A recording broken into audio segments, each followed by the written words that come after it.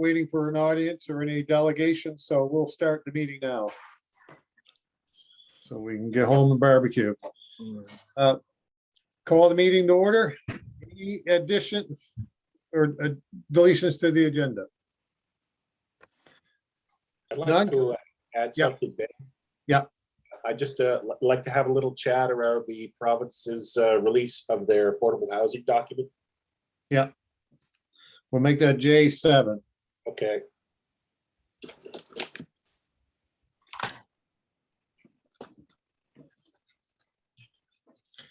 Okay, anything else?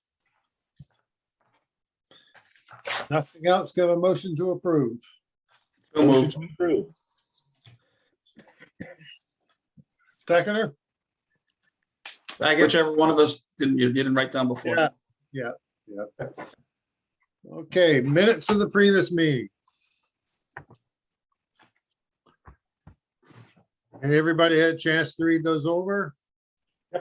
Yep. Any errors or omissions? Okay, can we have a motion to approve those? So moved. Seconder, Second. any discussion? All those in favor say aye. Aye.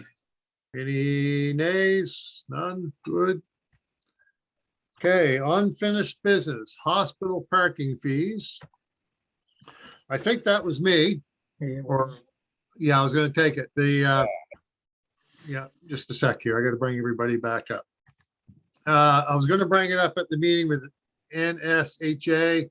The meeting got delayed until June the 21st because of Hubert's retirement. Hubert D'Entremont retired. So why I'm saying that, I'd like us, Tom, if we could draft a letter thanking him for his service to the community. And they've appointed an acting site administrator, and they're looking for, they're going to be advertising for a full-time one here. So that meeting got delayed until the 21st of June. So I haven't got it to NSHA. They're going to be at the meeting, so. Which is a week and a half, so. Yeah. So, but I am going to be talking with the acting site administrator Thursday, and it's awful. I can't remember her name, but I know her well. She's from Weymouth. So I will bring it up to her so that they're ready to tell us what they will or won't do the following week. Yep. Oh, they have a parking lot close by, but I really don't think an 80-year-old woman driving her own vehicle is going to walk 200 yards to save a couple of bucks. Yeah, I can't walk 200 yards. Oh, there you go. Yeah, right now. Yeah, this has come up a number of times over quite a few years. And as we said last time, I understand why it was like the Victoria hospital parking lot surrounded by apartment buildings and all that, but not in Digby. But they've refused over the years to take it away, but we'll continue bringing it up. And I doubt it makes enough money to pay for the equipment that's there. They put a new electronic system in. I don't know how much that would have cost them, but it must have been a fortune. Yeah, just did that last year, I think, didn't it? Yeah. Okay. It's Mr. CAO.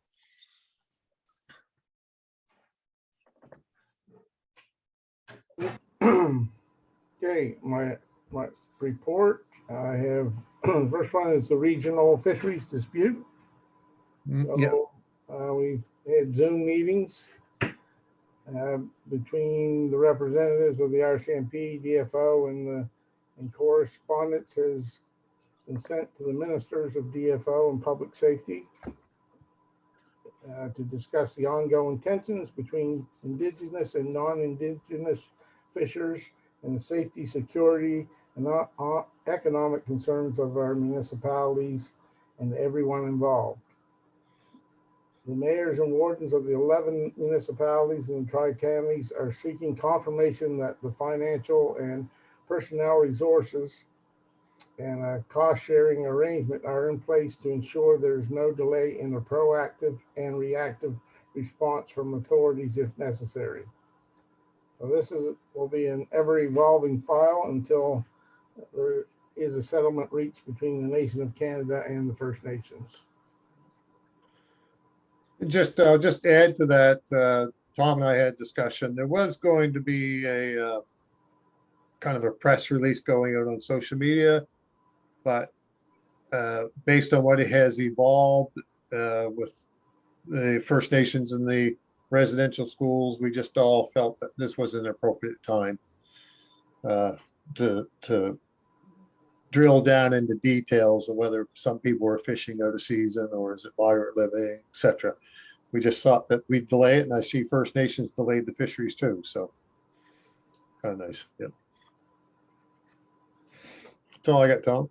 Yep, okay. The strategic planning session with Gordon McIntosh, so that has concluded, as we all know, I guess, and I sent out to council and staff participants via email the documents that were the result of the planning sessions for review and reference, and I've also, for convenience, the documents have also been placed on the Digby Cloud, so if you've lost the email or can't find the email with the attachments, you can find it, the information on the cloud. Yeah. Digby Cloud. Yeah, what I'd like to see happen now that we have that is that document, every one of us have it in front of us. Or on your cloud so we can review it every few months and, you know, start picking off the items. Let's not just forget about it. So we can discuss some of those action items at committee of the whole next month or 2 weeks time. Start addressing. Keep the dust off it. Yeah, Yep. dust off till they're all gone. Yep. Next item is the Decker Memorial. So the sign has been completed and will be installed shortly. The sign designer carver still wants to somewhat remain anonymous and states it was an honor to go through it. It wasn't his idea, and only the design of the sign was.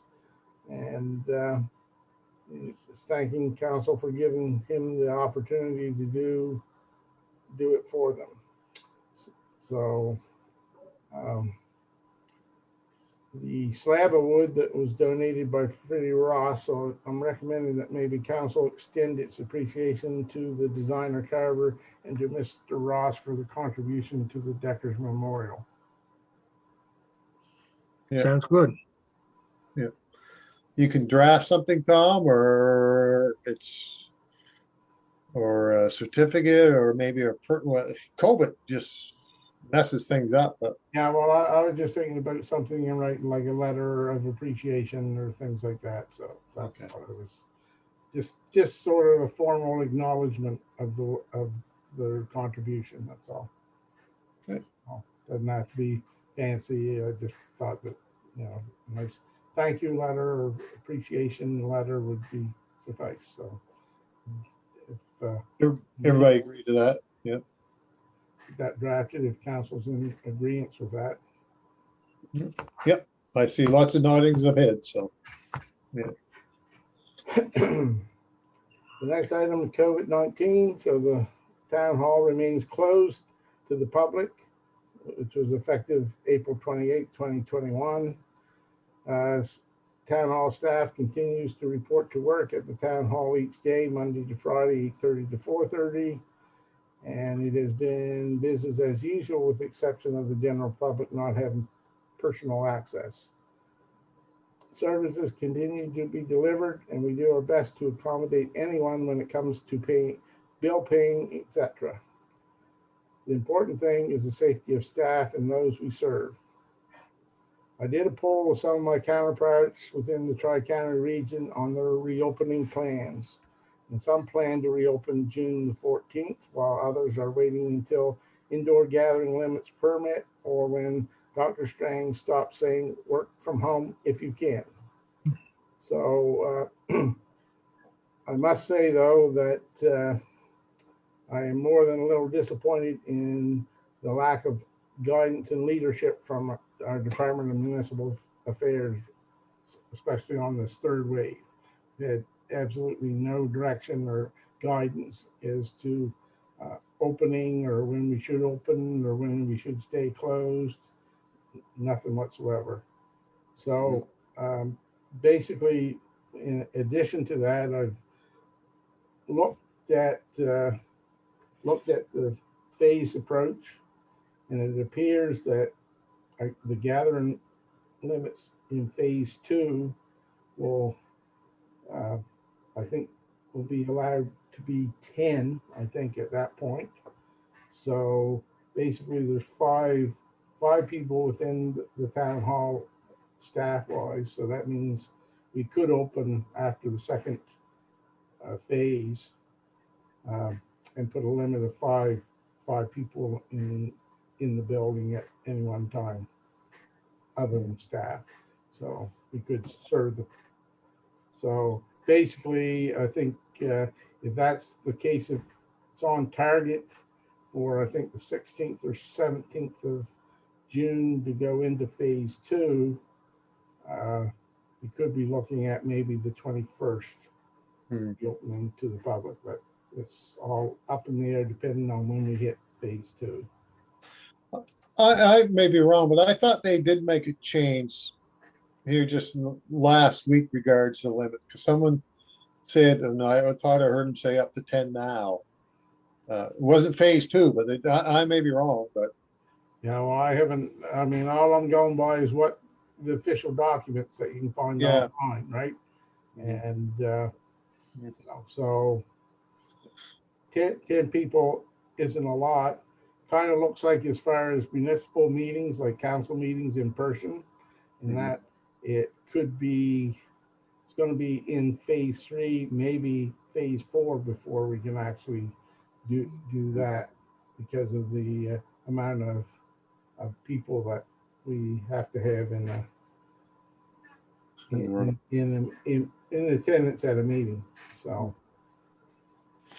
okay. it could be I think phase three goes in the end of June or 1st of July. So, and phase four is mid-July. So it could be another month of Zoom meetings at least. So, Yeah. Okay. Dangers and unsightly issues.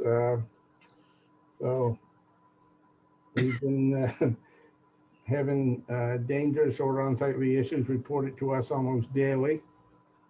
The dangerous and unsightly administrator has been busy sorting out the issues and determining which complaints are valid. Why I say that is because sometimes we just get people complaining because they want to complain, and there's no real validity to the thing, but it all takes staff time to check that out. So with the dangerous and unsightly premise policy now in effect, the administrator is dealing with the valid issues according to the policy.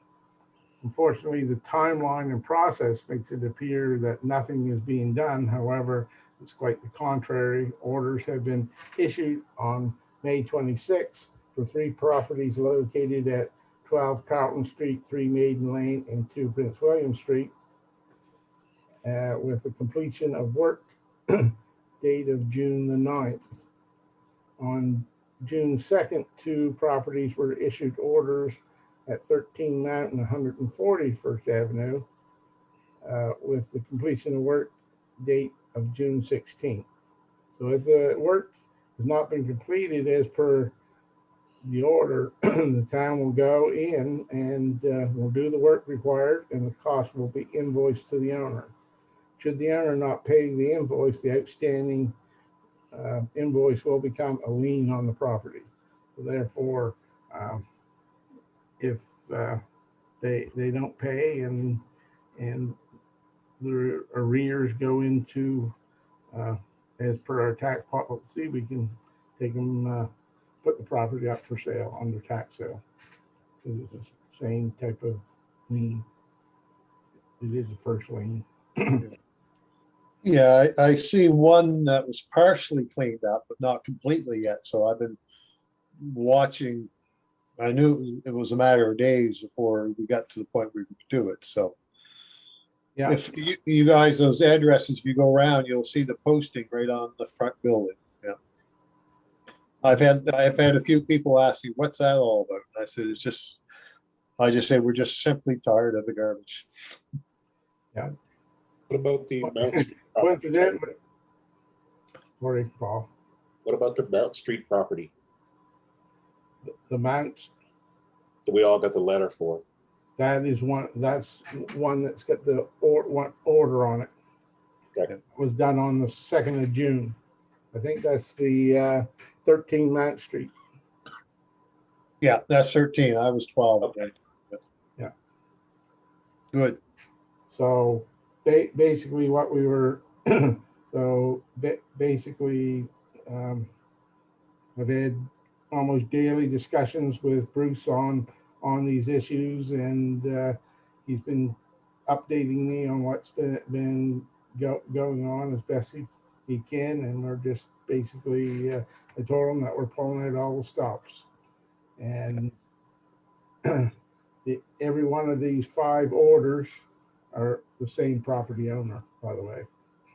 So, I did have I ran into Bruce and I just said, listen, Bruce, on behalf of council, we're not pointing fingers. It's just the council has decided that enough's enough. And yes, we're putting heat and it's coming down to you, but it's not you. We just want these cleaned up. And he said, I thoroughly understand that council's what they want to have done, and I'm going to do it. So, yeah. I think that in the discussions that I had with the bylaw enforcement officer is the fact that now that he knows that sort of I've got his back and council has his back, then he's a little bit more comfortable being more forceful. I think it was a little gun shy, going out and being too forceful, and fear he may get raked over the coals for being too much. So I said, I've got, as far as the CAO is concerned, CAO's got your back, and I think council, and I assured him that council had as well. Council wants these messes cleaned up, so that's what we're doing. There is one on Maiden Lane that's got all kinds of maple leaf junk in the front yard. Could you add that one to his list? Paul, you had something? What, Tom, when it was discussed earlier, when it comes to whether or not a building has sufficient storage space for garbage for so many units, what are the remedies for that if that's not actually, that's not a written regulation somewhere. I'm sure it should be, but what do you do in a situation like that when there's nowhere for people to put their garbage? It is in our solid waste bylaw. Oh, okay. So basically, that's the other hand that we've got up that's ready to swat, I guess. Because I've been pushing Bruce, I said, listen, most of the reason that we're getting complaints is because, there's not a sufficient place to put for the tenants to put Not garbage. enough green bins, not enough place to put the garbage waste, the recycles, all that stuff. Yeah, at least if they're inside a container or of some sort, or a building or whatever, then it's not unsightly. Then we still may have issues if it's not collected on a regular basis, but that's basically that's usually not the issue, because they get collected regular because they're on our garbage collection contract. Yeah. Residential apartments. So I sorry, Tom. Sorry. I just heard one conversation about suggesting putting dumpsters at these properties. That would just be horrible, because they would end up getting full of weeks of garbage, and you'd have a mess everywhere. So I guess the discussion surrounding the dumpsters was I think that because they do have they're small dumpsters, not these huge ones. Yeah. I think they're about the size that I had at 24 Lighthouse Road when I was moving out to put garbage in, but Yeah. they have covers on them as well, right? Okay. And so they don't take up a huge amount of space, and they can be the garbage is covered, and basically the garbage truck backs up, hooks on it, dumps it, right? They don't have to hand bomb it. They can just dump it right in the truck and set it back down, and away they go. So that's the type that we were talking about, not to put the, the 40-foot containers out there. Yeah, that would probably work. The only thing I visualize is them sitting in the driveway of all these properties Well, in front of houses, and they wouldn't look really attractive. Yeah. there would have to be a place. There'd have to be a place that Yeah. in order to put them, right? Yeah. And but You certainly wouldn't be able to separate the garbage either if they're just dumping it, because you'd have clear bags in there and garbage bags. Be now, kind of hard. technically they'd have to have two, one for recyclables and one for garbage, and then the green bins would look after the organics, right? Yeah. So basically that's in the regulations. We have to have source separated containers as well. So Okay. I know one of the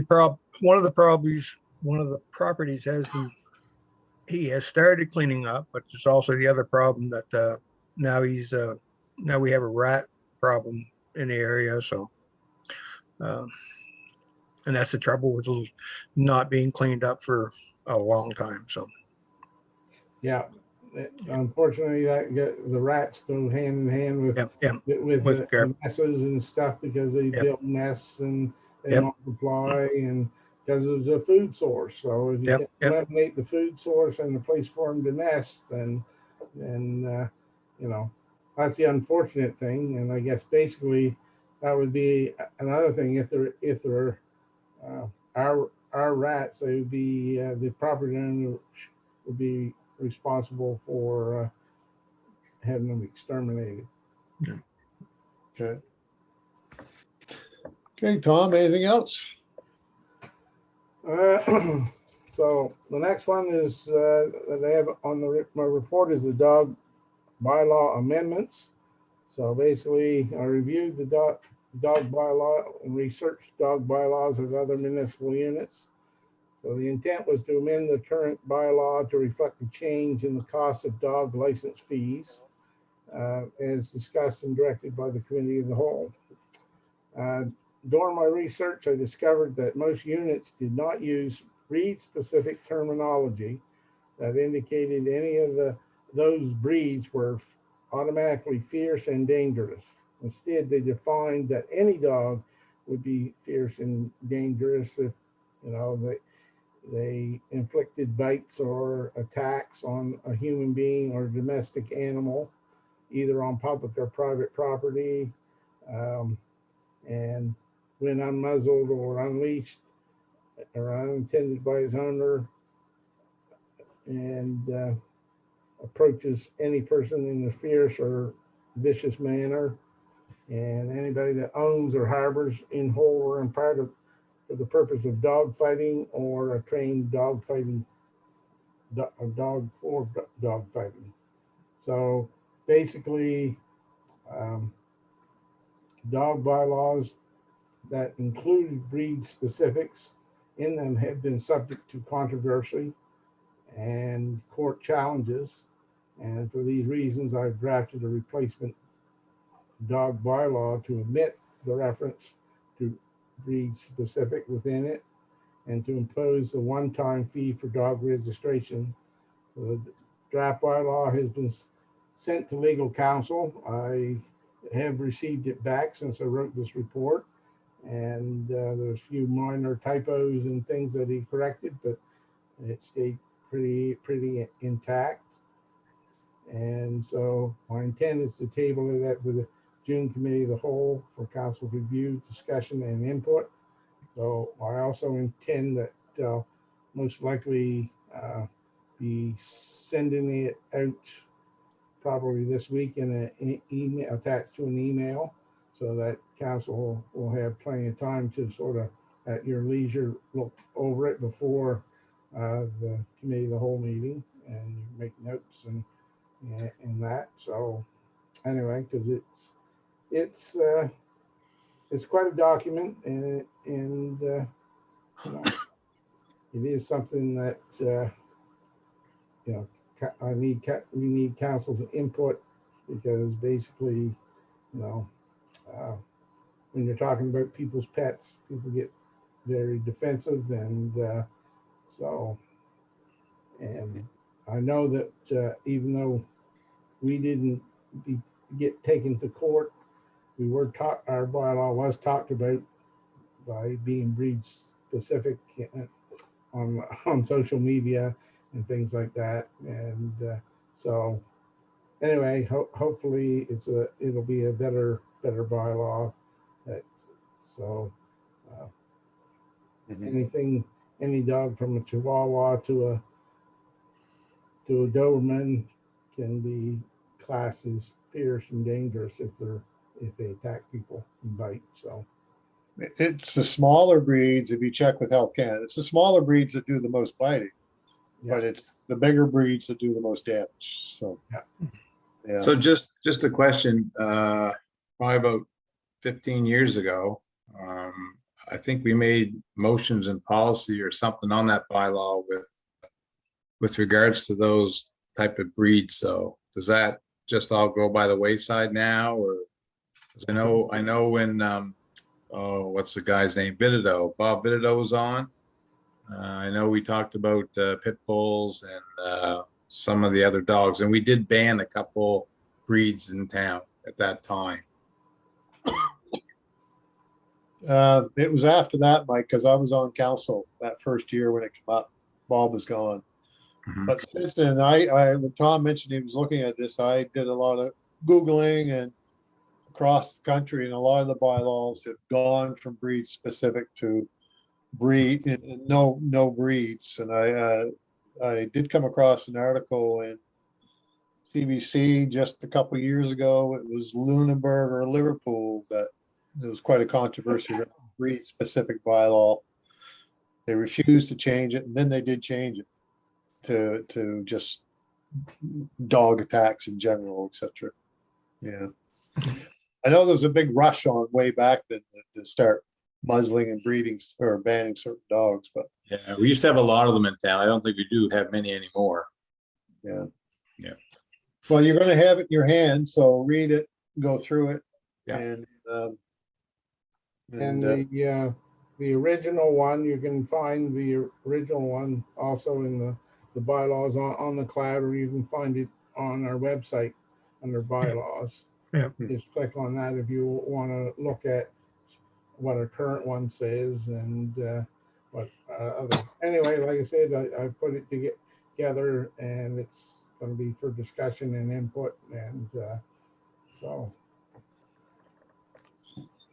All right. Okay, The next one is fund adults and the use of Shore Road. So just to give some background to the council members that weren't here a little over a year ago. The fund adults had a license from NSTIR to use the old paved portion of the old Shore Road adjacent to the Harris Road, which expired in 2020. So we had received complaints from Harris Road residents about the exclusive use of the road for that purpose. So I contacted the deputy minister of NSTIR concerning the license, and that the town believes that the road actually belongs to the town of Digby. And so the response came back that indeed the road belonged to the town of Digby, and that the license between Fund Adults and NSTIR would expire and not be renewed. And so basically, the deputy said, I don't know how we got into that in the first place, but it was done, and it shouldn't have been done. So anyway, in June of 2020, we received correspondence from Wanda Van Tassel of Fundy Adults requesting that the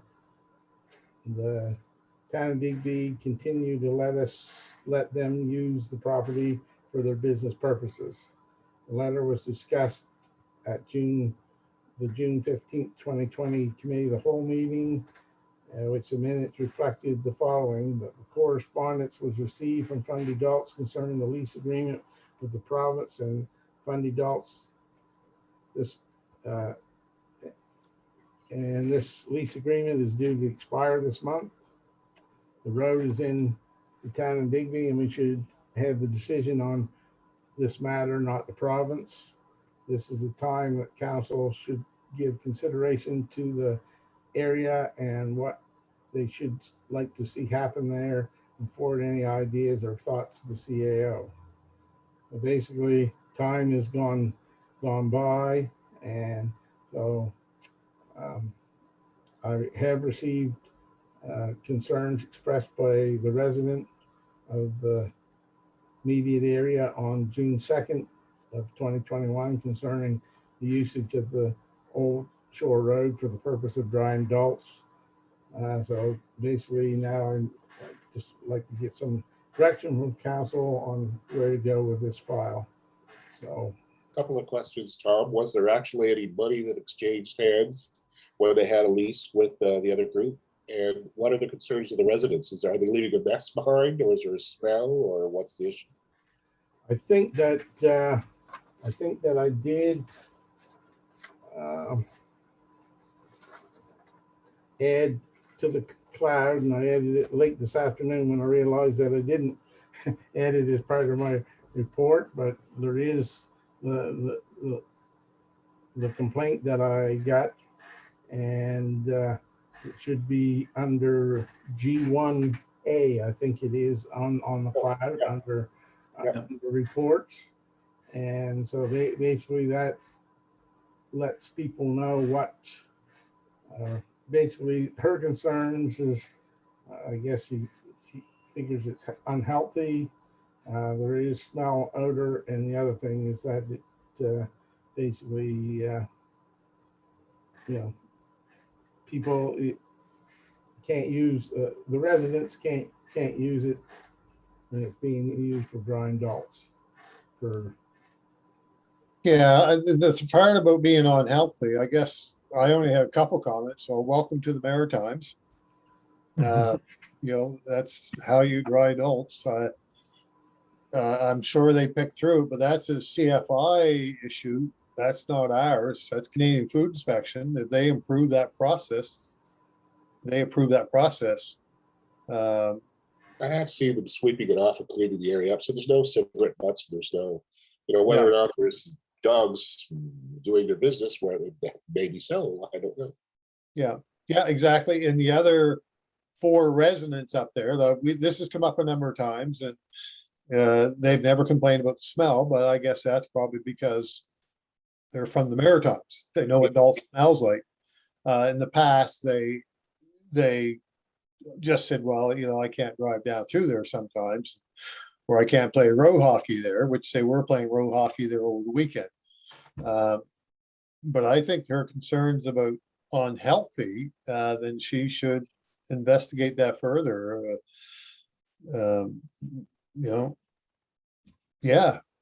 Shouldn't have been here 30 years ago when they were drying fish at Maritime Fish.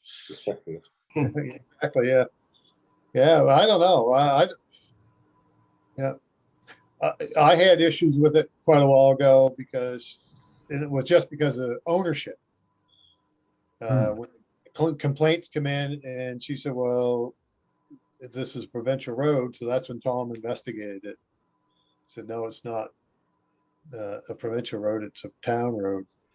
I think that her permit or whatever she get from NSTIR was, I don't know, $50 or $100 a year or something like that. It wasn't a lot of money, but I kind of said that basically if there was any money that I guess that's my challenge that I put to the deputy minister, was the fact that that road is within the town of Digby, and it is classed as a town of Digby road, which means we are 100% responsible for it.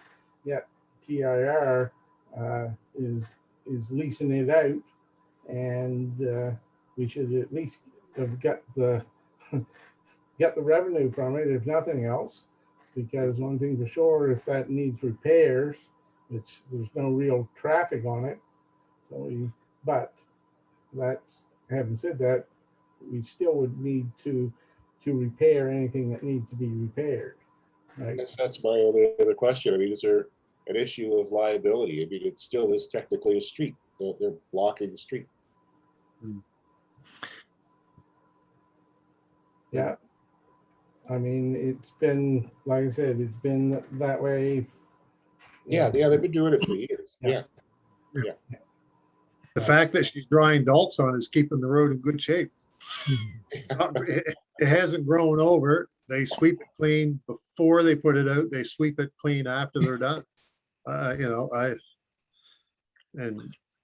I think some of the issues from the previous complaints was the fact that basically they granted her a license, and she felt that she owned that property, and I mean, she would drive people off even when she wasn't using it. If she drove by and seen somebody playing hockey or whatever on that, she would stop and drive them off of there, said it was hers, right? Oh. I don't think, from my opinion is I don't think that the town wants that to happen or to continue, right? I mean, it's public infrastructure, and if we let people use it, then that's up to council to make that decision. But it's not exclusive rights unless we're gonna get a good revenue from it. But Last- we are receiving complaints from the residents, are we not? from her, Yeah, we've had one so far, but the other complaints in the past was really around what Tom just mentioned. He would chase them away thinking that she owned the property. So one of the neighbor's kids had a four-wheeler and he would drive down there. So she would see that and chase him away. The other neighbor, which puts me in a conflict position, probably is he would go down and play road hockey and he would chase her away or chase him away. But those were before she understood that it wasn't TIR, it was Town of Digby Land. So basically, right now, the license that TIR gave her has expired, and we basically have not given her permission to do it, nor have we told her she couldn't do it.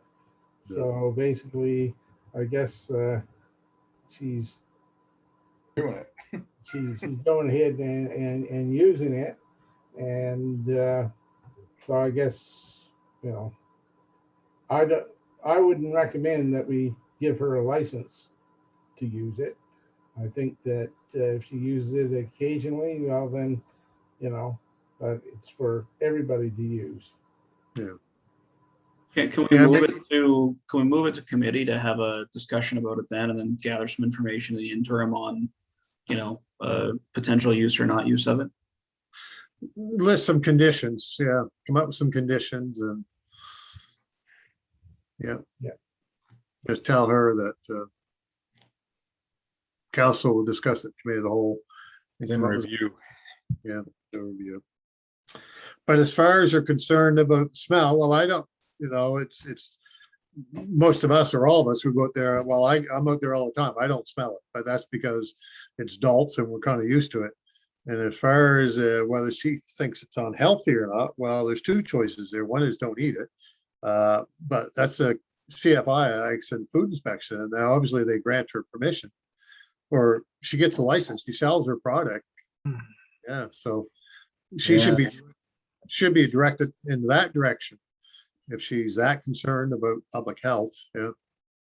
Stains on the adults are always the saltiest part. Yeah. Yes. So, all right. Yep. Or Is that a motion to move it to committee? Someone make that a motion? Will, you Sure. suggest, Yeah, I'll make it a motion. someone Second, second it? Paul, Paul, yeah. So so Tom will come up with a list of conditions and blah, blah, blah, and we'll go from there and present those to everybody up there. All those in favor? Aye. Any nay? None. okay, the second to the last thing is Second Avenue from Mount to Church, so that is been completed and is now open to traffic. And so this section will foster residential development. The subdivisions have already occurred that it created 3 lots running Second Avenue in that area. So it's potential for 3 more residential buildings. Do you know, Tom, if they're going to be multi-unit or just single family or? I'm not, I think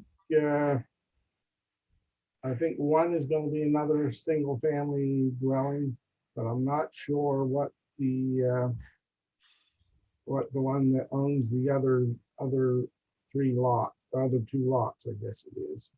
And because right now they are building something up on King Street, but there was talk of multi-unit. I think that they had been asking questions, but of course they've got to go through development agreement and stuff before they can do that anyway. So we'll have to look, you know, they're probably going to get their first house up like everybody else is doing, and see how that goes first. So. Yeah, it'd just be nice to see some multi-unit buildings going up. Yeah. Yeah, You know, as of right, they can put duplexes Yeah. on every one of those lots, so that can work. But whether that's what they're gonna do or whether they want to go a little larger and put townhouses, 4 townhouses or something on the lot, so. okay. So that last thing is the town property, PID number 303-78558. So that's the orphan piece of property that was left over, that was basically brought to my attention anyway, that existed. It's a landlocked lot. It says that it's off of Sydney Street, but it's off of Sydney Street and Victoria Street behind Tom Cowan's and in that strip along there. So they basically, because it would be on our list of assets that could be sold to developers, or then I'd asked our solicitor to migrate the property, or to look into whether it could be migrated after what we learned from the other property down on the Racket Road. We ended up that we didn't even own it. So basically, he's responded and said, yes, he got a good route of title. The only thing is there's no description, and in order to give a description, the best way is to have it surveyed. So I've asked for an estimate of the cost. However, I haven't got it at this point, but I am requesting council to the approval to proceed with the survey to determine the property description so that we could get a deed and could sell it at council's discretion. I'm guessing that it could be $2,000 to $3,000, like, which can be recouped on the sale, that's for sure. Well, a number of years ago, and it's kind of what we've been addressing with identifying assets, was when we identify them, survey them and identify what we have for size, Yep. lot sizes and stuff, so. Yep. The council had talked about that a couple of years ago. This is just part of that whole process. Tom, this front's on Victoria, is that front behind Tommy's store or behind Tommy's old house? Both. You know, both? It runs from Tommy's store over to, there's one, two, three, there's 4 lots there that it fronts on or bounds on. Okay. It's bounded right on. It goes over as far as I think it's the housing unit there. Okay. I just know that the individuals that own Tom Cowan's old house, Tom Cowan Senior, they're very interested in social housing. So that, I mean, basically, if we can get a description, that would be perfect, because basically we could set our price. If because they're a budding neighbor, we wouldn't necessarily have to have market value, but we would, we'd have to inform the other neighbors to ensure if they didn't want it as well. And, but however, it would bode good, because that's not a fair sized lot. Yeah. And if it can Well- be into one of the ones that come off of Victoria Street for access, you could put 2 to 3 houses in there, or a nice housing unit in there. I'll make a motion that the town have it surveyed. I'll second that. Discussion on it? Any further discussion? It's landlocked, but somebody's gonna see the opportunity there. Yeah.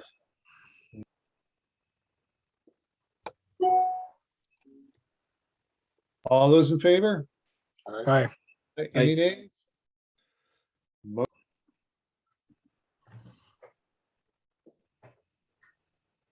Ben, you muted yourself. I was actually trying to find my package again here. There it is. Digby Area Recreation Commission. Reports in the package. Try to answer any questions. If I can't, Mike can. Yeah, okay, I have on the community guard, what's the progress there? I've had people say they want to rent boxes. They find it very difficult to get a hold of people to rent boxes. It's COVID related. So, they've called, say, well, I want to rent a box. They go up, pay, can't get in, they call, nobody there, etc. Not a big deal, but they said it's been a difficult process.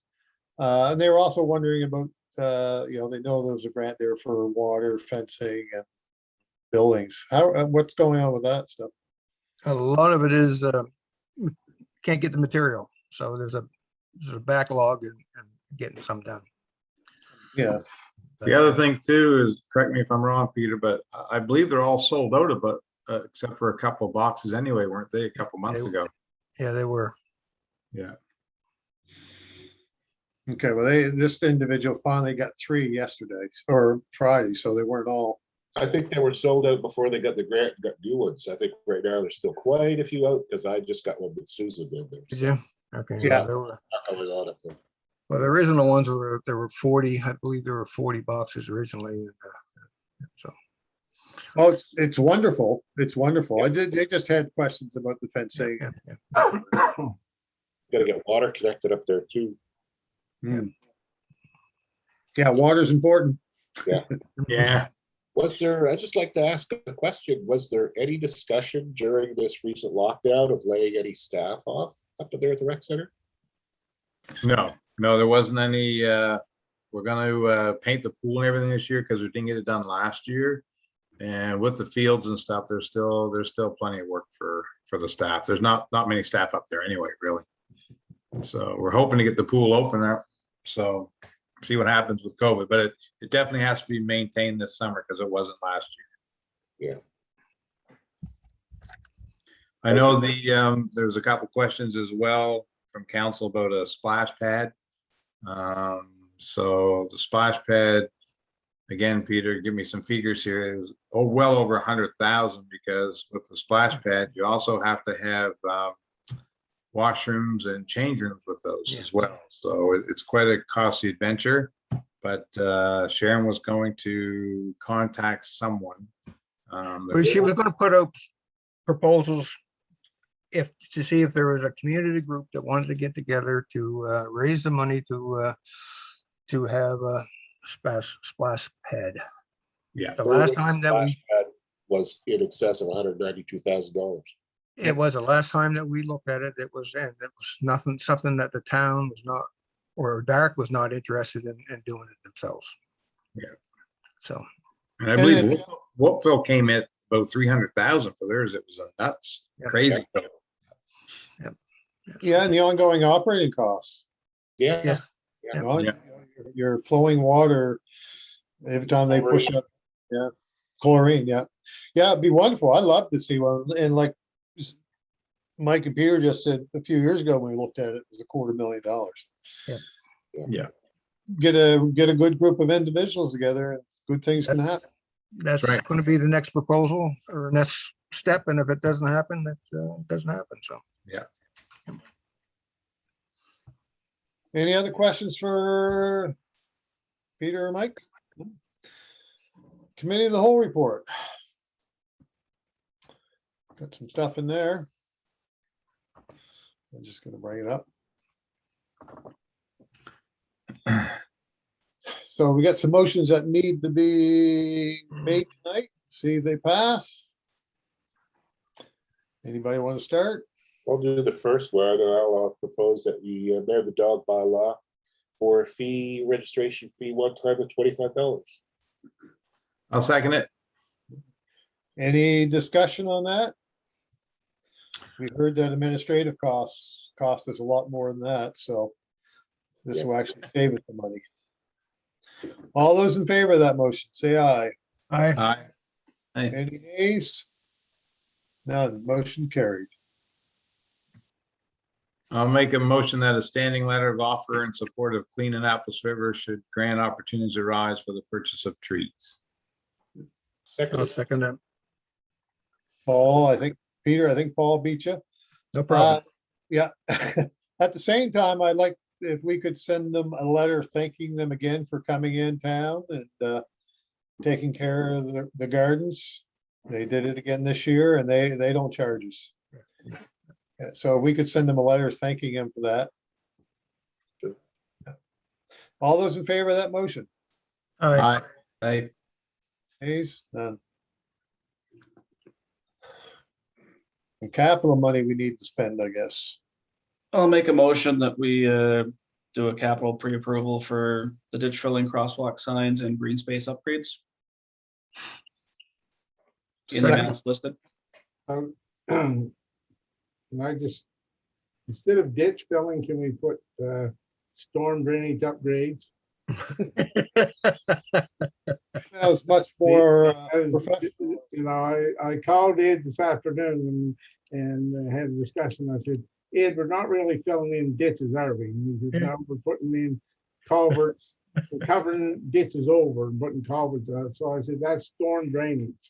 I said, if we leave it at ditch filling, people are gonna say, are you guys crazy filling in all the ditches?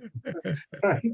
So, and if we ever go for grant money for it, they'll say, well, we don't approve filling in ditches. So, Yeah. anyway, You're okay with that, Will? Changing that? I'm good with that, yeah. The seconder is?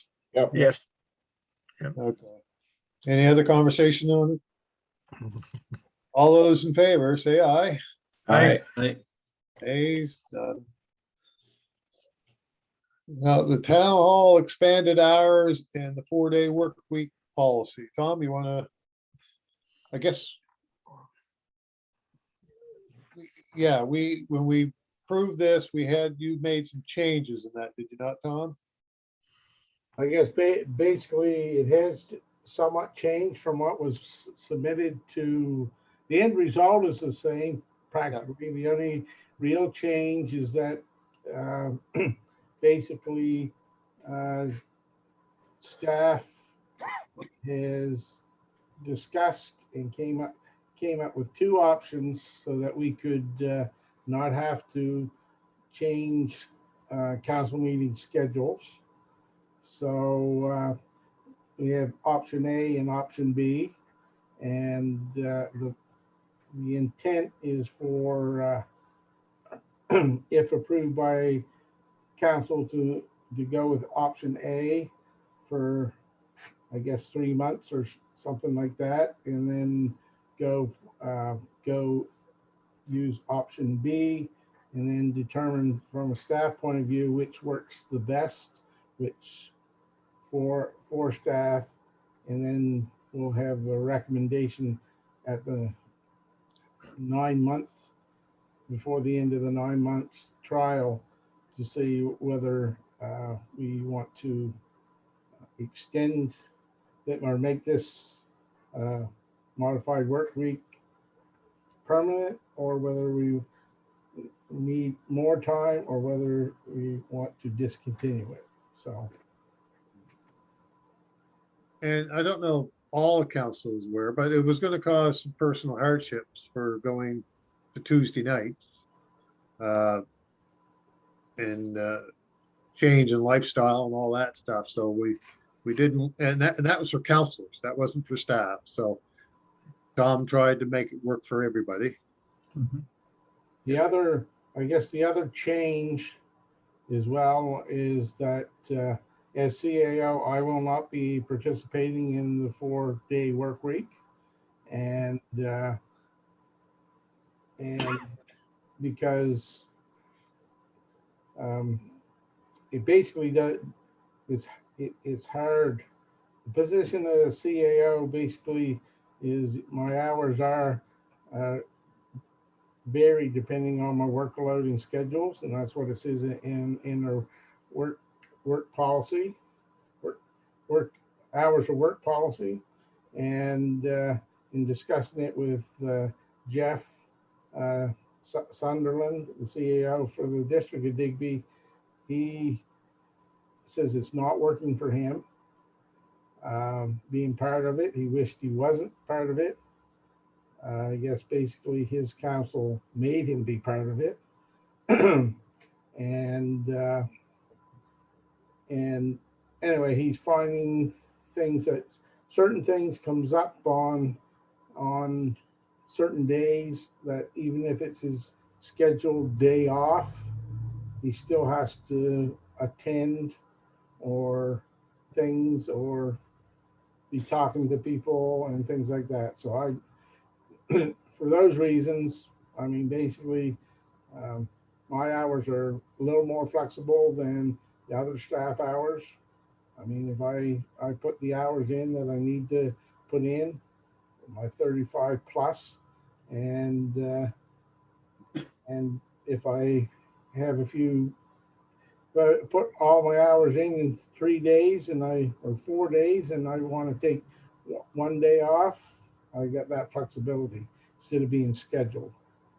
Right. So that's my reasons. And I think that basically, I know that when I told staff that I wasn't going to participate, there were some concerns that they thought that I should participate. And I said, I think actually it's not going to work for me. I can basically maintain my hours 5 days a week, or as close to 5 hours a week, and not have to basically, it would lengthen my day to a 13-hour day, and I'm not prepared to do that. So from the time I have to get ready to go to work till the time I get back home, be over 13 hours each and every day. And it's not worth trying to gain that extra day when I've got the flexibility to take it when my schedule and workloads allow for it. Rush my memory, Tom, where did the bylaw officer end up fitting in the schedule? So the bylaw officer, he will be with team 1, and basically that will be Fridays. The team 1, how we had to work it, team 1, we have those people that would have Monday meetings. So we have the executive secretary, the bylaw officer, and the director of finance. They all will have Friday off. And then the other ones, the other team will have the Mondays off. So, and then when you go to option B, it's just Fridays. Everybody would have every other Friday off with option B. So basically we're, you know,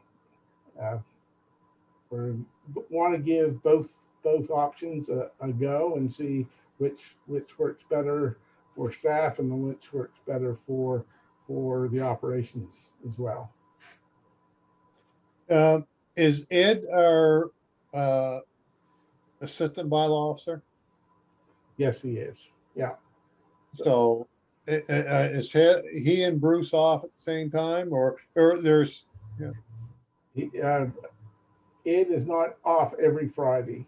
okay, It is off is in his schedule. Him and Earl alternate Fridays. okay, So, so we will not be without a bylaw enforcement officer, so to speak, every single Friday. But okay. so if there's something that needs to be addressed on a Friday, we can get it. We should be able to get it addressed. And we always have the flexibility if we need to call Bruce in to deal with something. We have that capability as well. Okay. Any other comments or questions from folks?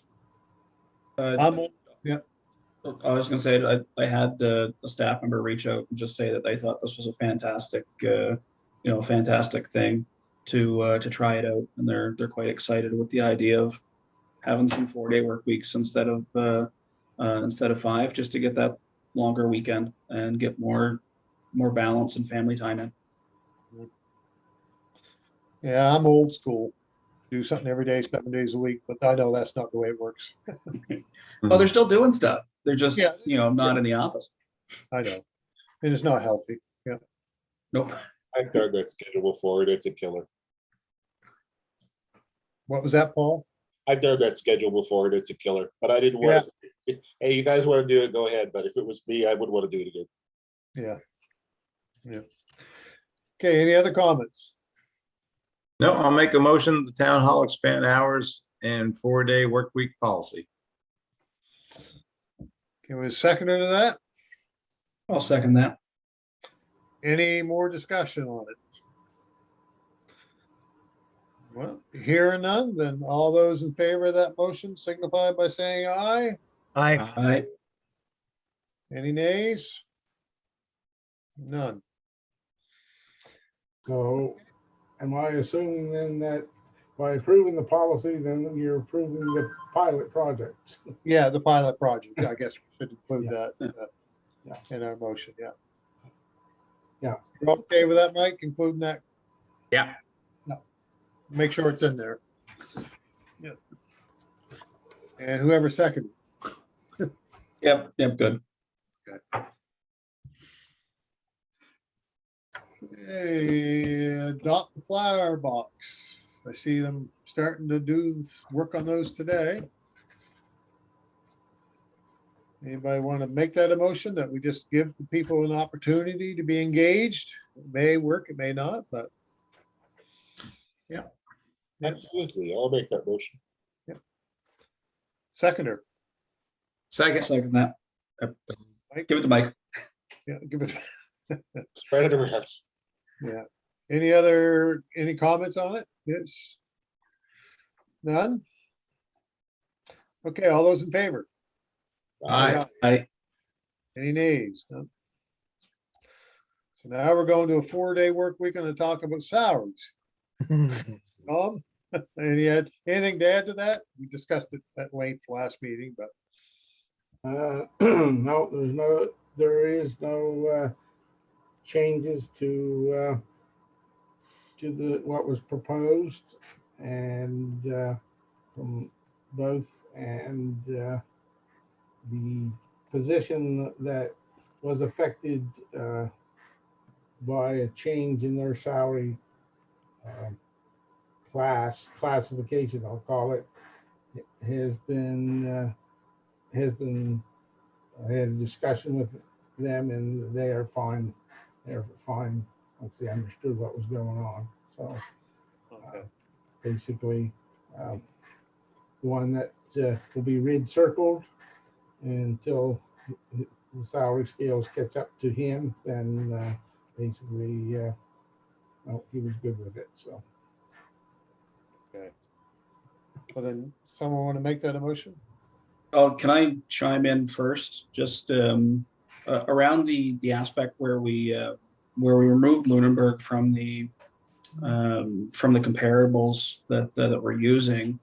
I do feel that it skews your data when you're taking out your highest. I understand they have a bigger budget than us, but if we're taking out our highest, like what's our reason for not taking out our lowest? And once again, I understand Lunenburg's different in terms of where their budget is, but are we also looking at the comparative work that we're doing and making judgments on that? And I say that just because we ended up with a number that I consider kind of low for our staff. You know, if we've got some of our folks who are making $35,000 a year, a 0.3% or a 0.3% increase is $105. I think that we almost should look for some sort of minimum on an increase if we're doing stuff like that, or not do it at all due to budgetary reasons. I'm sure folks would be happier with $105 than not, but at the same time, it's, you know, almost smacks as an insulting sort of thing. And when you look at some of the projects that like our public works team is willing to take on, I don't see a whole lot of other towns or municipalities out there making new roadways for new developments. You know, that's generally contracted out, and we've got to balance what we're doing in terms of you know, being tight with the budget, but also appreciating the work that the folks are doing. And I get it, COVID times everything's up in the air, but to say to them that, hey, expenses have only risen in the government's eyes by 0.3%, it seems too low to be considered, well, fair, especially when we decided to take out our top comparable and remove it from our numbers. So I don't know. I find it's too low for what we're looking to do, but I guess that's just my thought on it. I agree with to a certain degree, but I also look at our budget. We're one of the smallest units in the province, and but then I look at every staff does a wonderful job. We know that they do a wonderful job, but that person making $35,000 at town hall, if they were working downtown, is making $21,000. That's the average salary downtown. You know, that's the stats. That's Stats Canada, and a two-family income is 37, I think now. So we need to balance it a little bit with that also. But I agree, it's, but you know, I'm always I come from private enterprise where you get paid, and if you don't like it, Yeah. it's not good either, you know. Yeah, the thing too is just to add, I know you mentioned about building roads and things like that. Well, if we had to do that, it would cost us a lot more and they wouldn't get any raises probably. Yeah, it's tough. It is tough. So Tom, how often, I mean, the wage scales and things as they move up, I mean, is it ready for a review again in a couple of years? basically, our policy states that every 3 years we do a salary review or a salary survey, and to see where we are with other municipal units. And so basically, what will happen is if this salary scale is set, the salary scales itself will move with the cost of living based on whatever the cost of living is each year of the next 2 years. And then the third year, so I guess basically within 3 years, we'll be looking at this again. Yeah. Right.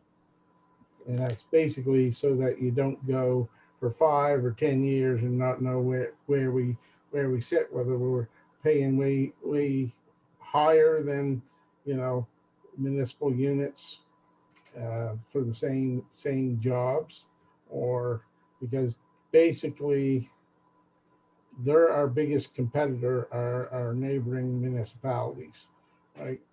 And for because I mean, municipalities are notorious for stealing one another's employees, right? Because, you know, you spend a lot of money training employees, getting them trained, certified, and all that.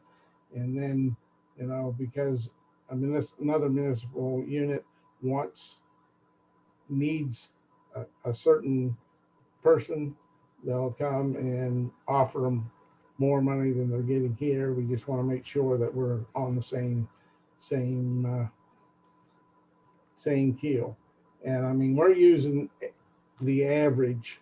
So basically we are keeping with the average. We're not above the average, and I definitely don't want to be below the average. If we're a little above average, that's fine, but I don't want to be below it, the average salaries that are being paid with our municipalities, other municipalities. So I know you can't talk to individual circumstances, but how does that fit when we suddenly have somebody who is way over scale? How did that happen? How did that happen? Yeah. Basically, Did we poach them? pardon? Did we poach them from somewhere? No, we didn't. That the position that had to have an adjustment in this year's recommendation of salary scale had to be lowered is because there's very few of those positions that you can compare to. And when back in 2013, when the consultants who done the research, done the surveys, and made the recommendations to council on what the first salary scale should be, they had difficulties in determining what that position should be paid. And they came up with that, with the salary scale that they did. So 7 years on, we're still at a point where he hasn't caught up. He was basically, there's been a few more bylaw enforcement officers out there in the pool that we compared to, and I mean, basically, right now he's about, for that position, he's about in the middle. Town of Berwick, their bylaw enforcement officer, they're paying him that person 60 grand, for instance, right? So we have a high of 60 grand, and then we have a low of 35, right? So he is about in the middle, you know, with what is being proposed, right? He was on the upper end before, so. Okay, if we, yeah, I'm always, pay a fair wage but also I don't just give raises for the sake of giving raises either, but if you do if you do what you suggested, then we need to revisit these numbers, which wouldn't be hard because we have the numbers, Could we potentially get what the actual dollar difference is between a 0.3 and a 1? Would that be feasible to get, Tom? I think I can do that. Yeah. Okay. Could you have that ready for us, committee of the whole? Yeah, I should be able to. Yeah. Okay. Because I mean, I guess the thing with the salary scale now, the current salary scales that's here, basically, if this was not a salary scale review year, and basically this is what everybody would with the exception of the bylaw enforcement officer, right? Yeah. Right? He would have stayed at the higher rate, right?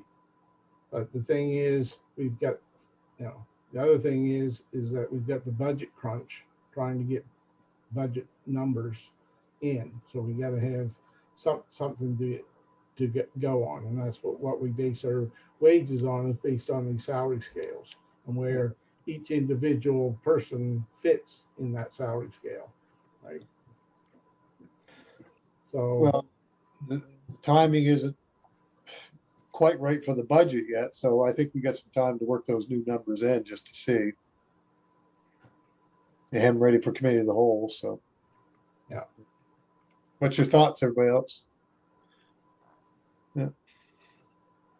So, Well, we can look at, we can certainly look at it, but budget is going to be, well, we're gonna talk about that too, so, yeah. Yeah. Okay, well, Tom, I guess, basically, you can look at the dollar figures, the work that was done for the first one that I proposed back, I think, yeah, the one that I floated by the executive committee at that meeting would have had the numbers. That would have been the 1.6, I think it is. yeah, Percent. So we're talking about 1.3% is what we're talking about in the difference. On each. Okay, but I was effectively aiming for somewhere between the two, between the 0.3 and the 1.6. And I figured one is a fairly even number to work with when you're looking at stuff. So So you want me to look at using 1%? 1%, if that's okay with everyone else, that's what I'd like to see. Our numbers on what 1% would cost on an actual dollar basis versus the 0.3%. So as well, I guess, Tom, if it's not the review year, we'd have to adjust the next 2 or 3 years as well then. If we go to the 1 point now instead of the 0.3, what does that do for the rest of it, right? Wouldn't we have to adjust the whole thing? No. No, you wouldn't adjust the. See, the salary scales go with the cost of living each year down the road. They increase, right? Because if they didn't increase, then you'd have a salary, somebody that was way over according to the salary scale that you have on the books, right? Right. So the salary scale is, and that's why the notes in there on it says that they'll increase by the cost of living based for Nova Scotia as of December 31st of the preceding year. So when there's, so.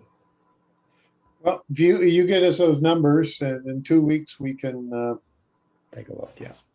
take a look and make a decision. Discussing salaries is always uncomfortable. Doesn't matter whether it's in government like this or whether you're in your private business, always uncomfortable to discuss salaries. Yeah. And I guess that was the whole reason why we did the pay scale thing too, a few years back, is we'd avoid some of that stuff, right? Yeah, make it easier. Yeah. Yeah. Okay, Tom, you can get that for us. Okay. Bigby Area Tourism Association. Excuse me, report, sir. excuse me. Sorry. I don't mean to interrupt, but we skipped number 5 on that list of committee of the whole. I don't know if you need a motion for that or not, sir. It was included in the motion of number 4. Okay, and that's what I wondered. Okay, sorry. Okay, data. What's going Data. on? with that? Yep. I wasn't at the last meeting, but that's the, Yeah. they're hiring they got a grant for a student. That's been advertised. The Lighthouse Tour is out now, if anybody has seen it. Not a lot of visitors right now, but hopefully this summer it'll be a busy spot. People seeing, visiting all the lighthouses and, Peter, this person that is hiring, will they end up at town hall again, or do you know that, or Tom? I don't know. That's, it was asked, before, the student was hired, was that space still available? Yeah, okay, I'm just curious. Yeah, yeah. Yeah, I don't know, if Tom, did you mention, just popped in my head that the mayor's office is rented out to Luke Urchback Restaurants Canada? No, I didn't mention it. Yeah, I don't use it that often other than private meetings. So I say, here's an opportunity to make a little bit of money. So I rented it out. He's using it. Anything to make money. So he started a week ago up town hall. So, but he's a good resource in town for anybody in the restaurant business that wants to go and have a chat with him. Okay. Waste check. Well, you and I were missing that meeting. I had a specialist appointment. Hmm. They were, if you read through the package, basically the biggest issue is garbage. That's time of year that we're finding it on the wayside. We're finding it in different places. We also have our own problem with, I noticed this past week, out at Shore Road, where the provincial government has not put a garbage can at the look-off. There's a lot of trash that gets left hanging around there. So I don't know if we could actually do anything about that ourselves. It's not our bailiwick, but it's an issue. Yeah, two things with it. It was picked up today because Awesome. DNR were there today. But Tom, you can correct me. I think they took the garbage cans away just because they ended up being even a bigger mess. Is that correct? Do you remember that? Yep, I remember it because basically they took it away. Public Works noticed that there was still garbage being thrown around, whatever. So the town basically went and put a garbage receptacle out there, a town-owned receptacle, and we were checking on it, maintaining it, and whatever.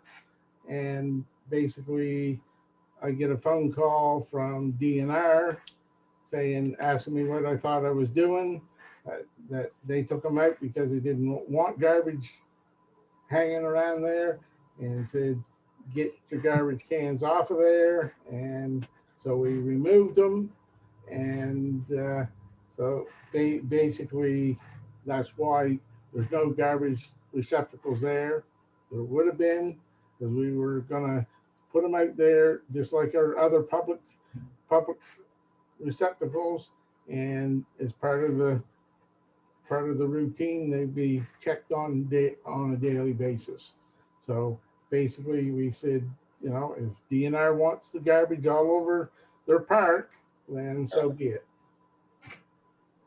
Yeah, the bad thing about those, it's an entering point to the town. Yeah. Crossing the city, but I did notice today, I drove down and there was a work crew there. And there was no garbage, but I think if it becomes a problem, we write them a letter, say, clean it up, or we'll cite you for unsightly. Sure. Why Yeah. not? Sure. Yeah, go after them, yeah, So anyway, yeah, good. maybe they'll give us the park. Yeah, Yeah. that'd be beautiful. It's asking for it. So Okay, next is Christian Tremont, the 3-digit suicide number. Yep. Those correspondence. I read that. I don't know if there's actually any, just other than getting it out there, signing a petition. I guess they did want us to, we're asking whether council would pass the motion, Yeah. or I guess it's a resolution that was attached to that letter. Yeah. Everybody see that support for 911 or 988 crisis line. So I ask this question every time we get one of these. We don't do proclamations, but we do resolutions, right? Yeah. Yeah, Yeah, and I think, yeah, it's a good idea. I don't know if people notice, a lot of people share these suicide phone numbers on Facebook. And I don't trust 99.9% of what's posted on Facebook. So one day I called the number that was being shared and it was answered, but it was in Spanish. Because it Yeah. was a US number, but people don't check on that. It was US number. So somebody here having a horrible day, call that number, get someone in Spanish. Well, what would that do? You know, Mhm. so are we prepared to pass this resolution and do some media, maybe get it out on social media? Absolutely. I believe so. Anybody want to read it, or we just say we're gonna pass it? It's a long. I'll pass it. I'll make a motion to pass it. Second it. Paul seconded. Any further discussion? Yeah. None? All those in favor of that resolution, say aye. I, Okay, no notice of motions tonight from anybody. New business. J1. So this is all part of our, let's get our budget together, Tom.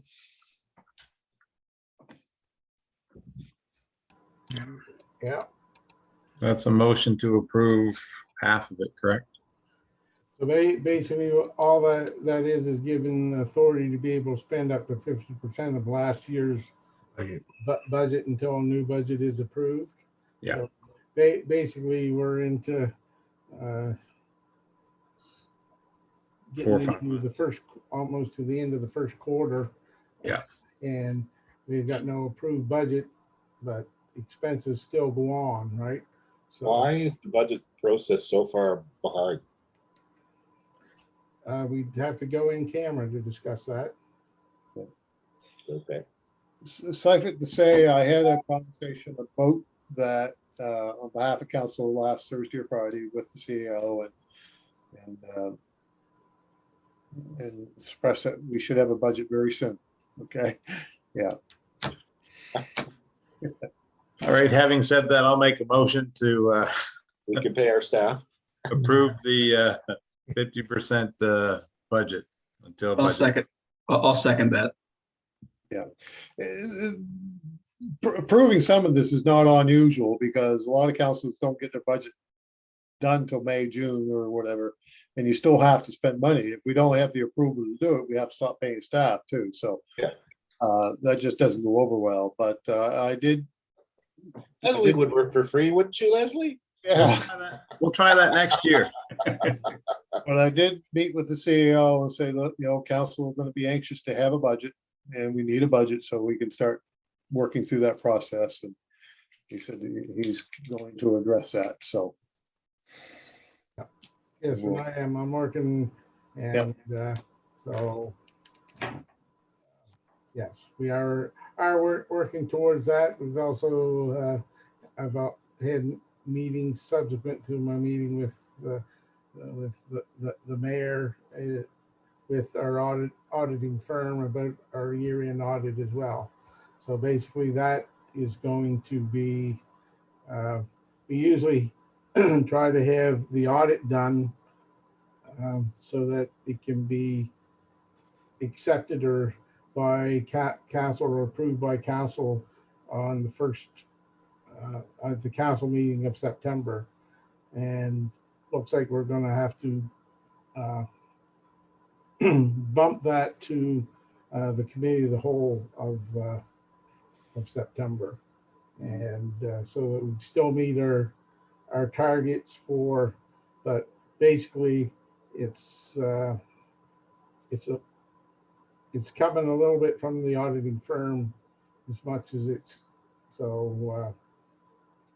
not totally a staffing issue with the time. It's for that it's there's I think a little lack of staffing and that with the auditing firm as well. So Well, they're right across my office here and they're hardly ever in there right now because of COVID. So yeah. Just to add to Tom about audits and processes, the province always wants to see one by the end of September, or it does, they can withhold funding, so if we don't have everything in place and submit it to them, so, yeah. Big brother. So basically with the audit, we haven't submitted any dates firm for when the audit starts or whatever. They understand that basically that our passing of our operating budget is priority for council and for myself. And so staff is going to be concentrating on getting a budget drafted to present to council, and I'm hopeful. Don't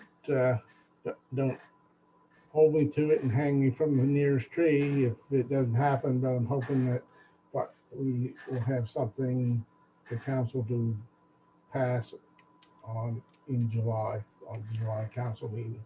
What I'm hoping for, we're hoping to have something maybe to present on the 21st of this month. But so I guess we'll still be working.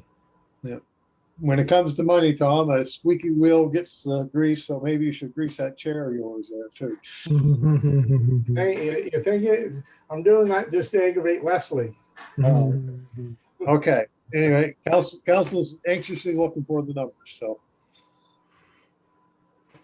Annapolis County YMCA, I added that there. I participated in the meeting with, it was arranged by a Digby resident actually, but I was in a meeting with Christy Antamont, Gordon Wilson, myself, and Alex Morrison, and one of the MLA nominee, Jimmy McAlpine.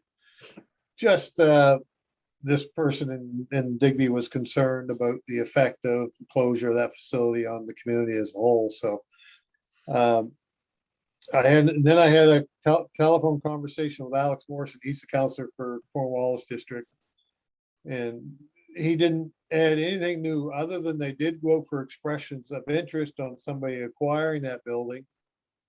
And they did get some as of last Friday, and they will be looking at them tomorrow at their committee of the whole. Their committee of the whole meetings are held during the day. And they may be broadcast. I think they broadcast that on too, so you can listen in. But he just said, they had to do their due diligence as far as the insurance company came and said that they were not interested in insuring. They've been trying to find another carrier, but it's a hard market for insurance companies. And he just said there's years and years of people not wanting to do anything and voting down motions to fix things, and it's caught up to them now. So it'll be interesting to see what the expressive interest are tomorrow. The new CEO got a couple as of last Friday, so he said that may address the issue, may not address the issue. Indoor pool is really costly. Yeah, I did tell him, because I said, make council aware, but we haven't had any official asks from them for any kind of support or financial. You see lots of social media talk about whether Digby should just go ahead and build a new building, but I did remind Alex Morrison that between the district and the town, I think we're supporting Dark close to the $600,000 a year now. Mhm. Something like that. And there's just not the resources to start picking up another pool, and no. I shouldn't say that because I can't speak on behalf of council, but I didn't think we'd be able to come up with hundreds or millions of dollars to help out. So, yeah, it's a shame. Next one was mine, Bear First Nations. I had kind of my annual meeting with Chief Potter last week. I thanked her when we did the flag lowering. That unfolded quite rapidly. all the municipalities were lowering the flag, so I sent the message that to Tom. Tom said, we'll lower the flag, and then later that night, that morning, I had conversation, Bear River First Nations got a hold of me, two different groups of Bear River First Nations, which led to a little bit of discussion, but they were just coming into town. I said, welcome to come to town. So that's why it kind of unfolded without a lot of people knowing in council. We couldn't, it was just happening whether we were going to be there or not. So I did have a conversation about, well, one of the Pines, just seeing what the updates on that. Not much movement because of COVID. But I also say, what could the town of Digby do to work closer together with Bear River First Nations? And I reached out last year, the same conversation. And because to Paul and Will, the rest heard me, I think, say this a year or two ago too, is they never felt that Digby wanted to work with them. And I said, well, that was always a different time, different people, but we want to work with you. And so one thing was she was going to talk to her council and maybe forming a little diversity and inclusion and economic committee between the town and Bear River First Nations to talk about ideas. Good idea. So, and so that they're going to have that conversation, then we'll have that conversation. Bear River First Nations functions the way they function. And the other conversation I'm going to have was around the recent events that have unfolded and just come to the surface. What can the town do? I know there's lots of conversations around Canada Day and whether it should be protested this year, etc. But what could we do with them in regards to putting something on? Yeah. And the other thing, I had a discussion, and I've mentioned this in the past too, and Ed said to me that they have an extra flagpole. I've always kind of felt that flying the First Nations flag would be a nice gesture, and I mentioned it to Chief Potter again, and she said yes, something that she would certainly encourage or counsel the sport if we did fly a First Nations flag. And I had a conversation with Tom now. So council would, we're not ready to approve anything like that, but it could happen that they say, yes, go for it. And we put the flag up and maybe have something wrapped around that. So, yeah, I think it would be a nice gesture. Yeah, I agree. Yeah. So that was the gist of the conversation. And I told her I would speak to her again in a week or two. So that'll be probably the end of this week. I'll give her a call. Okay, that's all I have.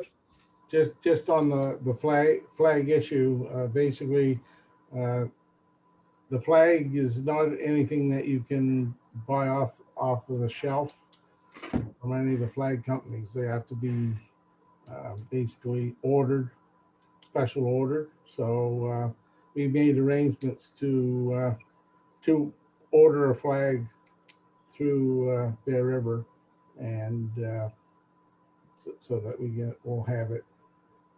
So, but it's not something that you can go to the flag store and buy, right? They are specially made or custom made, I guess we call it. Yeah. A lot like our town flag is. Our town flag is a custom flag. Yeah. That we have to. So they a little more expensive than our ordinary flags, but I think they're better quality as well. So. Speaking about flags, are Canada flags going to be up this year? You mean the whole row of them? Candidate, yeah, for the whole works of them, yes.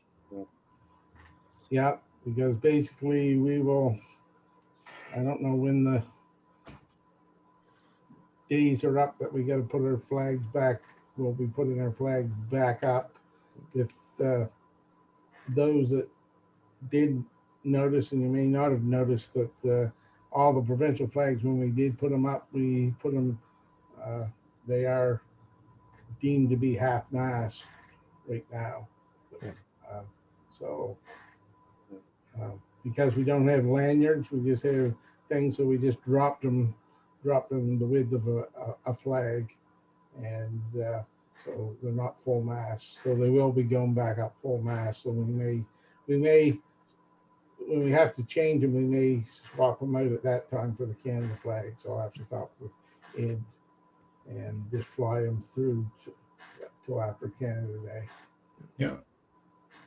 And just back to Bearer First Nations. Bearer First Nations is very conscious of protocols when you're speaking to who you're speaking to, and they will remind you that the mayor speaks to the chief, and counselors speak to counselors and things like that, and they will remind you of that. They have to me in the past too. So, and rightly so. Yep. Okay. First Nations Fisherman's Park picnic table. Did we find the ones that were on the beach, or? Had Paul? Marlene LaFlurgy approached me, and I wonder if we could do this under our COVID money, because this weekend she noted in the park, she's a resident of Donny Bondy's building there, and there were several people at the park this weekend trying to enjoy themselves, and it was difficult to find a place to sit or a place to enjoy a picnic. So she offered she would like to buy a picnic table, and asked if town council would be willing to buy a second one and pick them up and put a little bit of paint on them so that they can be put down there. I went by the park this weekend. There was lots of people there, and I think it's because it was breezy and there was trees there. Yeah. Tom, we've had picnic tables in the past. We had a lot of vandalism, so they get pulled out. Yeah, we did. But Tom, do we have some, don't we? Yeah, not that you want to turn away a donation. Yep. I had a discussion with the Director of Public Works this afternoon, and to find out indeed whether we had any, and no, we do not, because all the wooden ones have been literally destroyed, and the new ones basically are the well, I'm going to call them plastic, but and they're about $1,400 a piece. Ouch. And we bought them through with aid from the grants that we got as well. So right now we do not have any that are sitting somewhere not being used. Yep. Right? Can we? Do they have to have a cement base to it? Sorry, Torp. So basically, those the Wooden plastic ones. ones are quite heavy. Yeah. A lot heavier than the wooden ones, and we haven't had to anchor those down. Okay. We have had people moving them around in different places, but they're not. I mean, it's not something that a couple of people will move. You got to have more than, two grown men could probably pick one up and move it, but they're not going to go very far with them. That's how heavy they are, right? So we haven't put any bases in that I'm aware of for them. We have for all the benches, because the benches are a little bit different. Yeah. So Is it possible to get those purchased with our COVID money, because it's actually for social distancing? I don't know. It could be it might be a stretch, Yeah. but Like, I know the AMA told you fellows one thing, but then they told us, UNSM, FNSM, that we could spend some money on tourism infrastructure, encouraging outdoor activities, stuff like that. But is there a way that we could accept her donation of wooden table and anchor it down in the meantime? Like, someone wants to give the town something, I always say take it, but Yeah. it could, like anchor down with rebar. Could we chain it to a tree, or is that the deal? Are they breaking them, or are they stealing them? They roll them over the bank, they break them.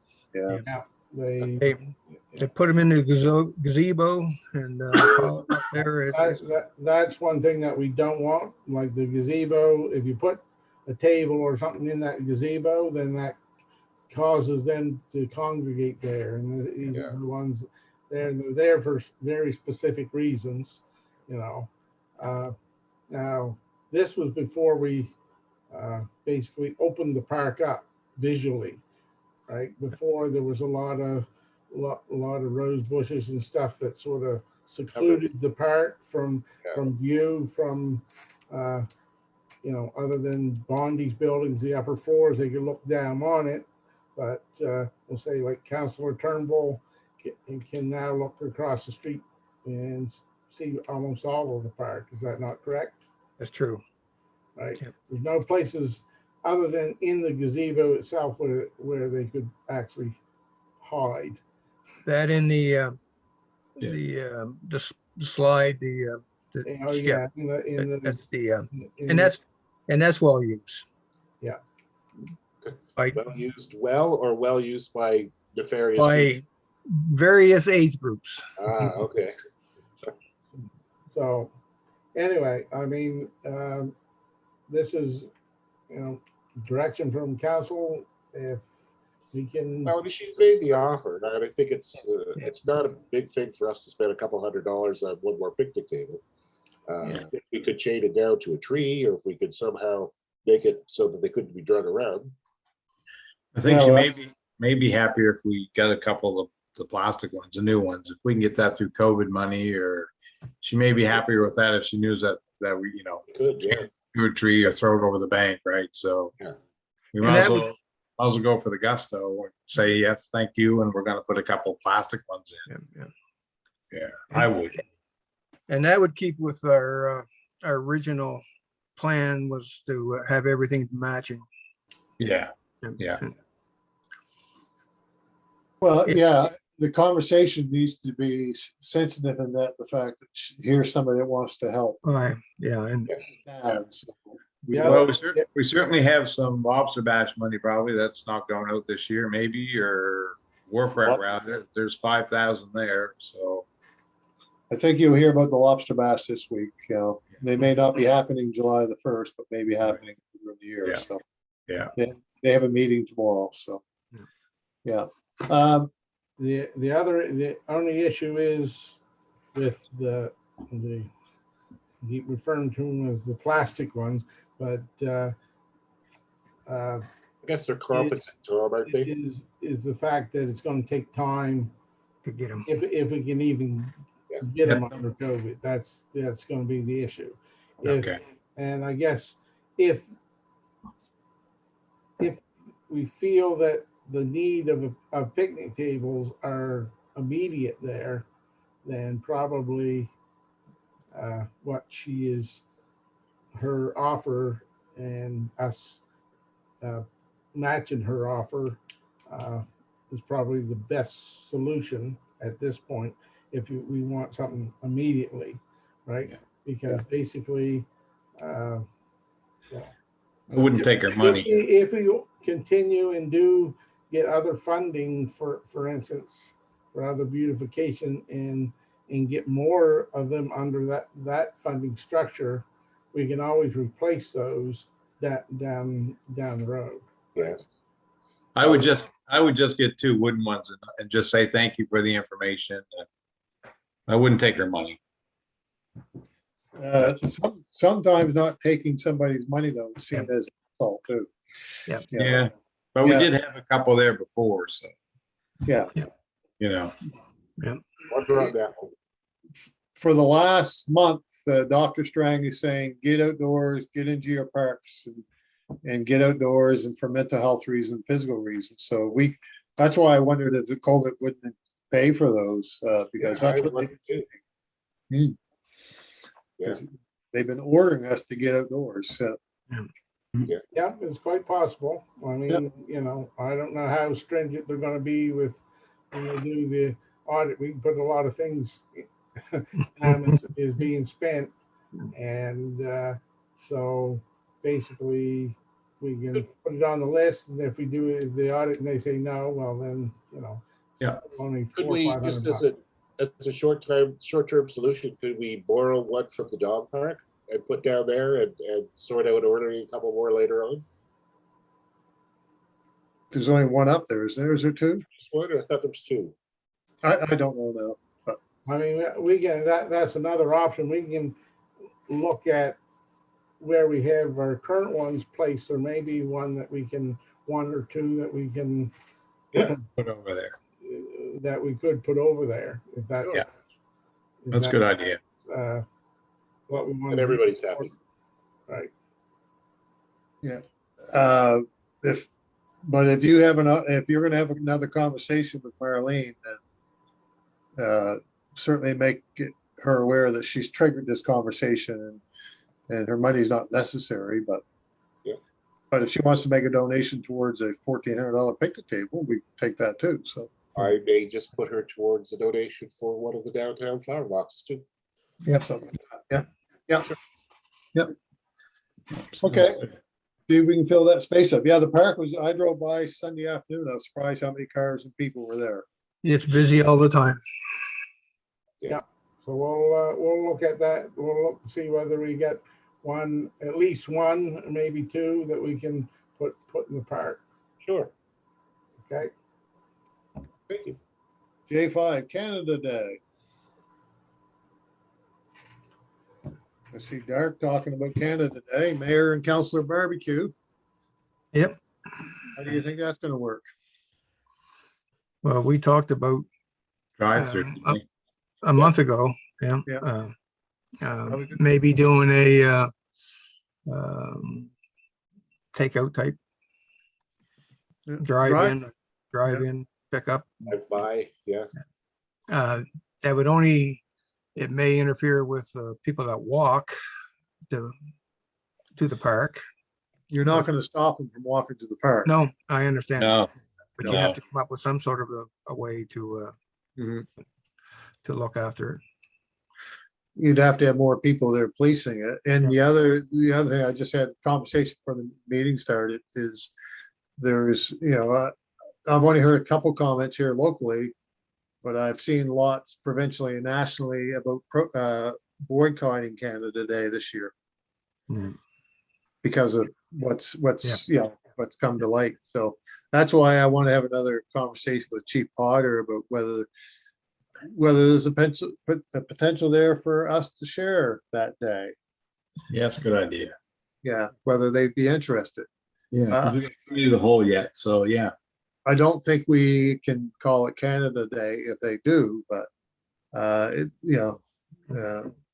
because they don't celebrate that day as typically as something that like we do, but. But I just wondered how we can drive by, cars can drive up, but when you get 10, 15, 20 people coming at the same time, we would need a lot of people to say, listen, are you 6 feet. Yeah. Yeah, are you in your bubble? Are you 6 feet? Who's gonna stand there and separate them? Be pretty hard to do. Yeah. So Yeah. could I ask? Yep. Let Leslie Mm. talk a little bit about this, because she's usually the one that helps organize these things, and she's been in discussions with staff at Dark, so. Is she still here? On that other page. So I had a talk with Cindy from Dark today, and they're in the stages of planning. Obviously, it's only 3 weeks away, and I know it seems like a long ways, but it really sneaks up fast. So typically what happens, for those who don't know, is that Dark applies for the funding through Heritage Canada. And they award the funding to Dark, and Dark distributes the funds for the Councillor Barbecue. Mhm. So we typically have a budget of around $1,000. This would cover also a band as well as food. So this year they've kind of allocated around $500 for us to hold our barbecue, or for you guys to hold your mayor and councillor barbecue. So I just wanted to know, if you were going to hold the event, where would you want to hold it? What time would you want to hold it? So they want to add all these things to their poster and start to promote it at this point. And maybe Mike can talk more about it too, but So, you know, how would we see it happening? How would it work? I mean, we have some items, you know, typically we pass out flags and pins and those kind of things. Do we see that happening during that? I mean, typically on a Canada Day event at the park, at Fisherman's Park, and I know every year is different, but in the last 2018, we served about 760 hot dogs. That gives you an idea of about how many people would come through there, along with water and juice and cake and watermelon. So Cindy and I kind of bounced ideas today about, you know, how would we see it or how would it run? And you know, if we did the hot dog takeout, would we serve cake? Would we serve cupcakes? Would you serve juice, water? Like, I guess those are the kind of questions that we're kind of trying to work out at this point. So You can look, Or the COVID cycle. yeah, COVID. Yeah, and right now you look at, well, that would be what, phase 2? Phase Uh, 2. Yep. You can't have music. You can't have music now on the deck outside. No, unless Can you it's- have outdoor barbecues? I didn't know if you could even have outdoor barbecues, can you? Within certain numbers. Oh, can you? I think it's Yeah. only 10 though. isn't it? 700? Yeah, yeah, it's less. but it would Yeah. be there'd be nobody sitting to eat. They would just drive through, pick up their things and keep going. That's kind of how I envisioned it. And that's kind of what Cindy envisioned, but Yeah, how do you, I just look at traffic control coming from both two different directions. Yeah. So you'd have to redirect traffic to go one way, so that's barricading people. so Uh, if we also thought about the dark parking lot. So if you kind of entered from down Shreve through the dark parking lot and perhaps out the DQ entrance, maybe that might work for flow wise. If you were to, and have a couple different points, you know, one point would be, we give out your hot dog and the next point could be your drink station and then followed by a little, you know, a Canada flag and some pins and stuff like that that we have to give out or, and these are just ideas that Cindy and I bounced back and forth today. So whatever you guys choose. I don't know how Dairy Queen would feel about that. I'm not sure. New owners of Dairy Queen, I don't know how they'd feel about 300 or 400 cars going through there. I don't know. Would you get 300 or 400 cars? Because a lot of people come because it is the park. Well, they're walking. Yeah, that's true. A lot of them were walking. Walking, they come, they get their hot dog, their cake, they stand around and socialize and they listen to music. Well, if I'm reading the government website right here, phase 3, the expected date is June the 30th. And if that happened, we would be in a position to have festival, special events, and arts and cultures like performance, 50% of the venue's capacity up to 100 people indoors and 150 people maximum outdoors with social distancing. With physical distancing. Yeah, so that's a killer. So Well, you'd have to- it's the policing around it. So we end up with 150 people. Someone's got to go around and say, are you the bubble? You the bubble? You're not the bubble. You separate, you separate, you separate. If we don't expect that, we accept that responsibility, that liability. And I know, yeah, I don't know. Yeah, and the organization would have to have a COVID-19 prevention plan. Yep, we'd have to get it approved by public health. Yeah. Yeah, 'cause I know that's what Lobster Bash is doing now, getting theirs approved by public health, so. Yeah, well, how I do guess if it was me, I wouldn't do it. you- Just doing different events in town, it's a very tricky thing to do. Like you say, traffic coming both ways. You need 4 people just on the roads itself, maybe 6. So it's a difficult thing. If you did it up at dark, you could somewhat. Even if you couldn't go through Dairy Queen, you can make a U-turn, go back out. But I wonder how many people would enjoy that, just saying, well, let's drive up and get a hot dog handed to us through the window and then drive away. Yeah. But Maybe we do something in the fall, not for necessarily Canada Day, but post-COVID, do I don't know, October barbecue at the park or something. I don't know. Oktoberfest. Something October when it's cooler. Yeah, I don't know. What are the thoughts from everybody? It would be nice to do something, but logistically, it's gonna be a challenge. It'd be a nightmare. I think That's- Mike is right. I think it would be a logistical nightmare. Yep. I only had one comment. Someone did see the poster on Facebook and said, how are you gonna do a mayor and council barbecue? And I said, I don't know. I said, I don't know. We gotta work it through, but that was made to me over the weekend or yesterday. I think I saw it, yeah. Hmm. We can throw it together pretty quickly. If it has to, if Yeah. we can, Yeah. so think about it. It would be nice to do something for the public, allow a little bit of release. That's why a couple of us last fall started working on, you've seen this Ultimate Nova Scotia Music Festival that's on Facebook. I talked to 2 or 3 and said, let's do the Nova Scotia final Ultimate Kitchen Party in Digby. When things are safe, obviously, so we've been kind of talking to some of those musicians and stuff, but. Well, Leslie, what do you, anything else or?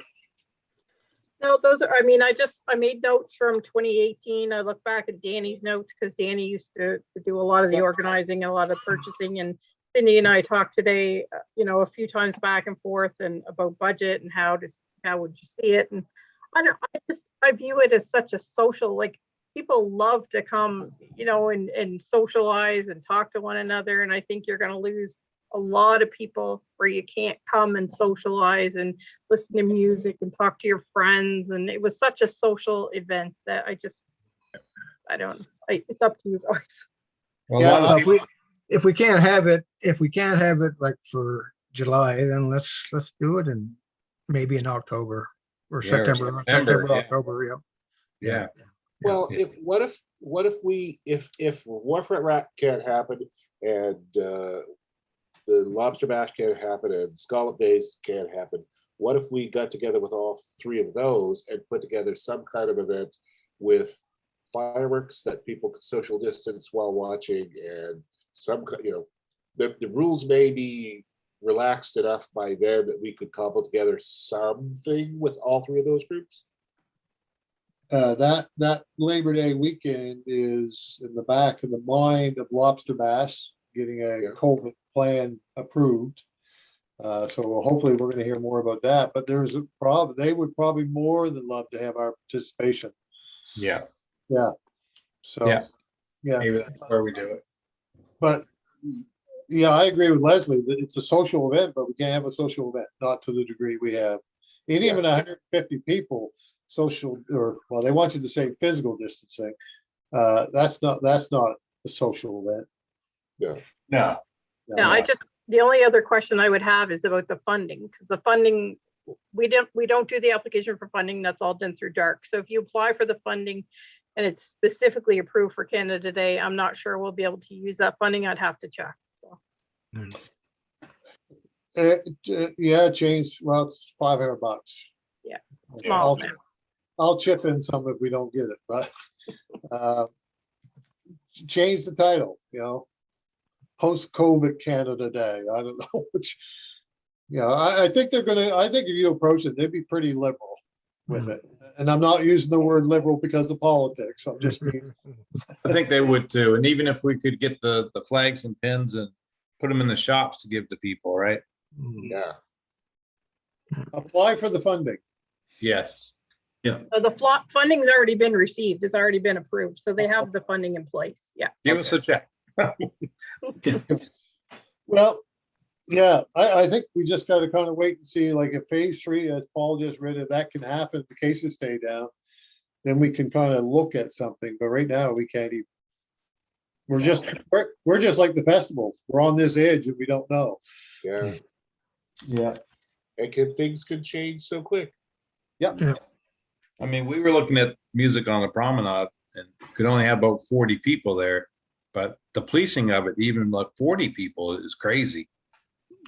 Well, people are already complaining about the amount of people sitting outside of Tim Hortons approaching 20 and 30. Yeah, I mean, it just pisses people off when you tell them they can't come. So Yeah. Okay, Leslie, there's a bunch of non-answers. Tell, we'll watch it, see what we can do. Maybe committee of the whole will have something. Worst case, we have a hot dog eating contest afterwards. Yeah.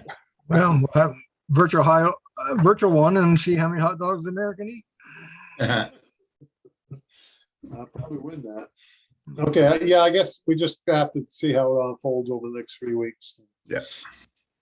And because we can buy a bunch of hot dogs and we got a barbecue anyway, we throw some buns together and Pretty quick. pretty quick, yeah. DRH Student Memorial. They want to place some teddy bears on the rocks down on the waterfront. Any concerns or anything with that? Would encourage people to gather. Well, that's it. It does encourage people to gather. Yeah. Can it be done without even anybody knowing about it? They just appear like what happened around town today with the Bristol boards and the red tape and Well, not if it's at this meeting, No, it's on well, record. kind of on the record.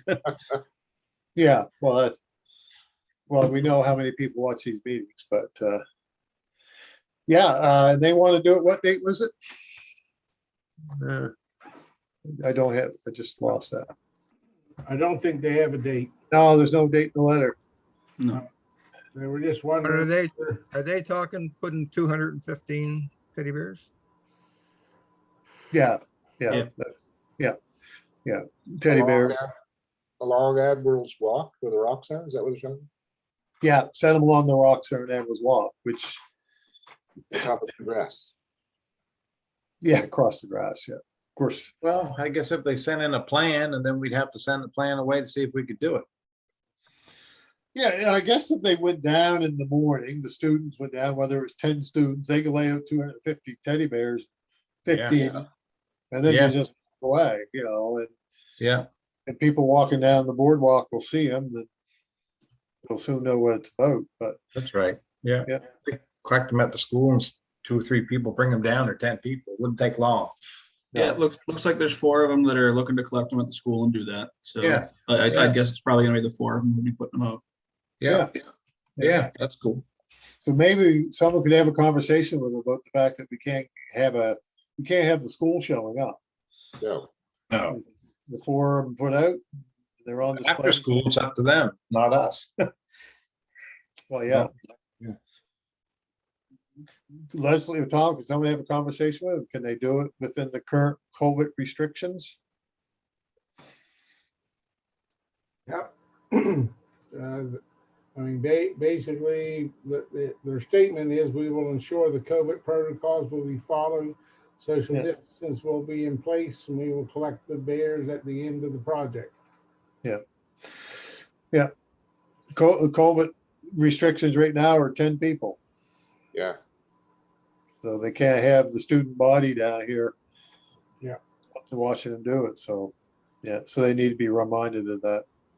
See what they say, see what they could come up with, that, satisfies that. You always hate to say no to them, but, yeah. Okay, the affordable housing, the province, yeah.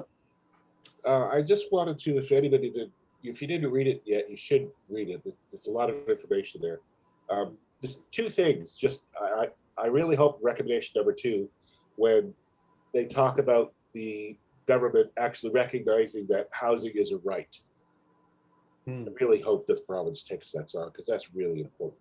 Yeah. The other thing that I wanted to talk about, included in this whole package that they sent out, was could we, and it's part of our mandate that we just went through with Mr. McIntosh, could we approach either the Federation of Municipalities or even just the Tri-County municipal units, to start with them and actually look at taking action to sue the provincial government over the fact that we get negative billed when it comes to housing? I don't know if we could sue them, but probably be easier to sue somebody if they made it a right, that they didn't fulfill that right. Yes, That's why that clause is important to get passed. right. Yeah. But there'd be a lot of work in there to determine whether we could go after them. Yeah. Could we That's a start big- with trying to get some momentum in the Tri-County region just to add a Mm. little bit more fuel to the fire to say, we really endorse this and hope that you take up these recommendations? Um, Tom, I'm not sure. Do you know, I think there's a mayor warden meeting next Monday or next Wednesday night. I'm not 100% sure. But there is a mayor's wardens meeting. I could get it added to the agenda. And That would be great. and see what the response is. Yeah, it's ticked us off for years. We have a policy board. We have no say over the budget. We get bills. And I don't think that many people in the public know that. They don't understand that. No. No, they don't understand that. They don't understand that we get billed for Department of Justice. Yeah. And education and, yeah. You tell them, but they don't pay attention to it. Yeah. Yeah, I'll talk to Tom tomorrow, but I know we have a meeting coming very soon. So I've seen something, they didn't have one, and I'll bring it up. Okay. And have it on committee of the whole. But I read that document too, and that's the key, that second one, if they make it a right, they have to act. Yep. Yeah. You know, they're gonna fight trying to make it a right, because it's gonna cost them money if they. That's right. That's Yeah. right. Any other comments on that? If you follow social media, you see people on there every day. I get calls, people looking for housing. It's I bad. had a dream. Unrelated, but if you'll allow me, I had a dream the other night that homeless people set up a tent city at the Digby Pines underneath the pine trees out front. Oh, yeah. Yeah, And, well, and the native ownership of the pines came out and said, we don't have a problem with it at all. We understand exactly what you're going through. You know, it was just so things that go through your mind trying to deal with this situation, right? Yeah. Yeah.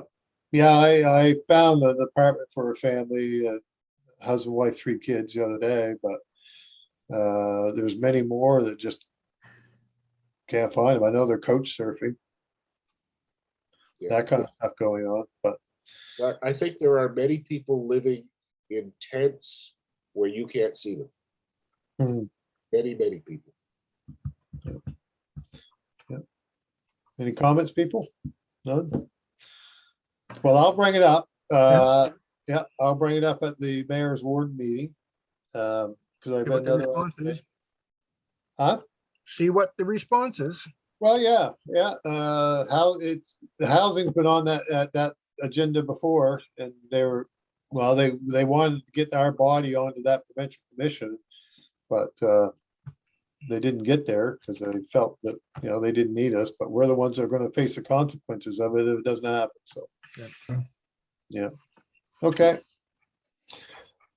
Anything else? I guess that's the last thing on the agenda. Motion for adjournment. Second, Don't forget, hockey tomorrow night. Hockey tonight. 2 things Real- before everybody goes. Montreal's tonight, Ben. Yeah. What's Montreal's tonight. Paul, What's the status of the Joe Casey Award ceremony on the 21st? go out there and recruit nominees. I spoke to a couple today.